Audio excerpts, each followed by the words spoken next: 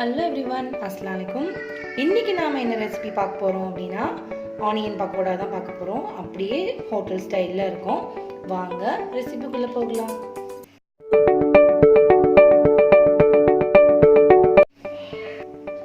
இதில் நம்ம இப்போ சேர்க்க போகிறது ட்ரை இன்க்ரீடியன்ட்ஸ்லாம் சேர்த்துடலாம்.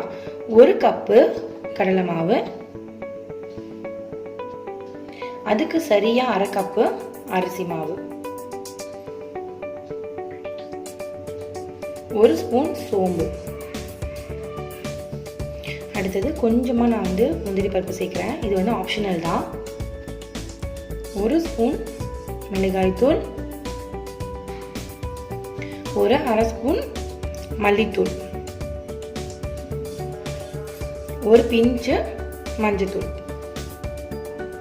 1/4 ஸ்பூன் அளவுக்கு பெருங்காய பொடி, 1 ஸ்பூன் உப்பு பார்த்துட்டு நீங்கள் போட்டுக்கலாம். இதை இப்போது நல்லா ஒன்றோட ஒன்று நல்லா மிக்ஸ் ஆகிற மாதிரி கலந்துக்கோங்க.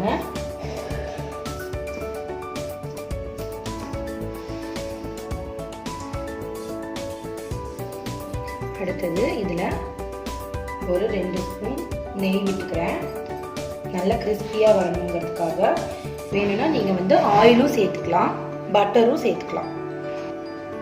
அடுத்ததாக இதில் 2 ஆனியன் நான் சாப் பண்ணி வச்சுருக்கேன் நீல வாக்கில், அதையும் இதில் ஆட் பண்ணிடலாம்.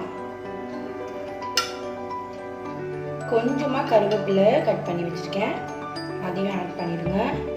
அண்ட் 2 பச்சை மிளகா, அதையும் ஆட் பண்ணிடுங்க. இப்போ இது எல்லாமே நல்லா ஒன்றோட ஒன்று கலக்கிற அளவுக்கு மிக்ஸ் பண்ணிக்கோங்க.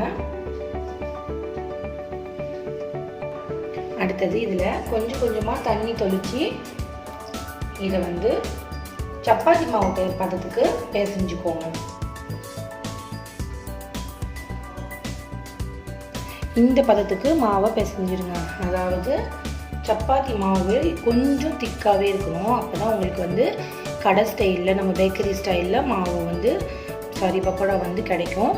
இந்த அளவுக்கு நல்லா கவனித்து பார்த்துக்கோங்க. தொண்ணி தெளித்து நீங்கள் பிசைஞ்சிங்கன்னா இந்த அளவுக்கு வந்துடும்.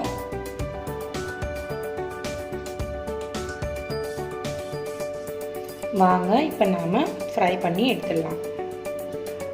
கடாயில் எண்ணெய் ஊற்றியாச்சு. நீங்கள் டீப் ஃப்ரை பண்ணுற அளவுக்கு எண்ணெய் போட்டுக்கோங்க. இன்னொன்று நான் சொல்ல மறந்துட்டேன். நான் இந்த மாவில் இப்போது பூண்டு தட்டி போட்டிருக்கேன். அது எனக்கு ரொம்ப பிடிக்கும் அந்த ஃப்ளேவர், அதனால நான் போட்டிருக்கேன். பூண்டு ஃப்ளேவர் பிடிக்காதவங்க போட தேவையில்லை. பிடிக்குங்கிறவங்க 4-5 பல்லு தோலோடையே வாஷ் பண்ணிவிட்டு ஜஸ்ட் அதை தட்டிட்டு அதை இந்த மாவோடு மிக்ஸ் பண்ணிடுங்க. இப்போது எண்ணெய் சூடாயிடுச்சு. இதை நாம் இப்போது எடுத்துக்கலாம். அதாவது இந்த மாதிரி போடுங்க. பிச்சு கையில் கொஞ்சம் எடுத்துக்கிட்டு இந்த மாதிரி பிச்சு உளுத்து போட்டுருவீங்க.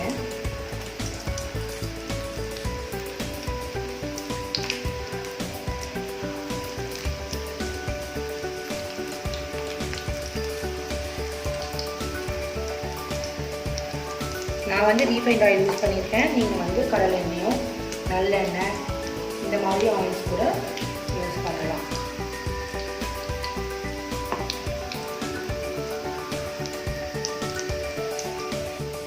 ஒரு 2 மினிட்ஸ் கழிச்சு இதை ஜஸ்ட் இந்த மாதிரி கிளறி விடுங்க.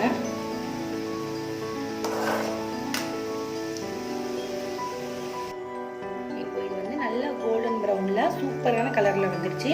இப்போ நாம் இதை எடுத்துடலாம்.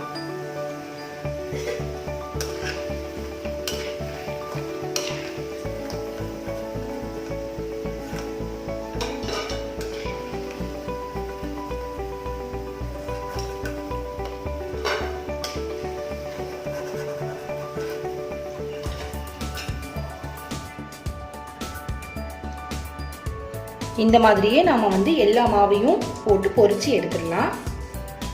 அடுத்த ஷிஃப்ட் போட்டாச்சு. பாருங்க, அடுத்த ஷிஃப்ட் போட்டாச்சு. இந்த மாதிரி எல்லாத்தையுமே நீங்கள் பொரிச்சு எடுத்துடுங்க.